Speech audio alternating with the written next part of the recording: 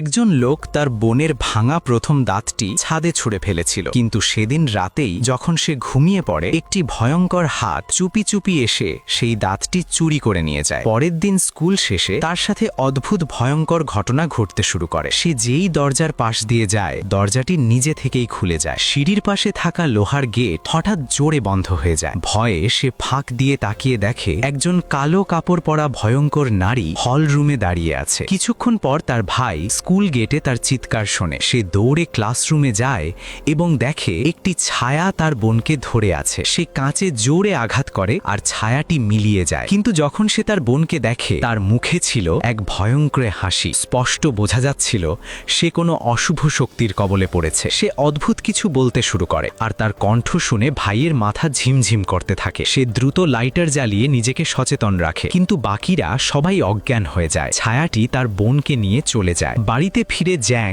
একটি অভিজ্ঞ পাদ্রীকে খুঁজে বের করে এবং সবকিছু জানায়। পাদ্রী বুঝতে পারে অশুভ শক্তিটি আবার ফিরে এসেছে এবং হয়তো একাধিক আছে। এনার সাথে কি হয়েছে জানতে তারা একটি উইজা বোর্ড ব্যবহার করার সিদ্ধান্ত নেয়, যাতে তারা মৃত বোন মিয়ার সাথে যোগাযোগ করতে পারে। তারা 3টি নিয়ম মানে: 1, শুধু মিয়ার কথা ভাবতে হবে; 2, গ্লাস থেকে আঙুল সরানো যাবে না; 3, যাই হোক গ্লাস ভাঙা যাবে না। রিচুয়াল শুরু হয়। পুরো পরিবার টেবিলের চারপাশে বসে। তারা বিশ্বাস করে এনা বিপদে থাকলে মিয়ার আত্মা সাহায্য করতে আসবে। ধীরে ধীরে আলো ঝিলমিল করতে থাকে। ঘরের পরিবেশ ভয়ঙ্কর হয়ে ওঠে। জ্যাক জিজ্ঞেস করে, মিয়া তুমি কি এখানে আছো? গ্লাস ধীরে ধীরে হ্যাঁ এর দিকে এগোতে থাকে।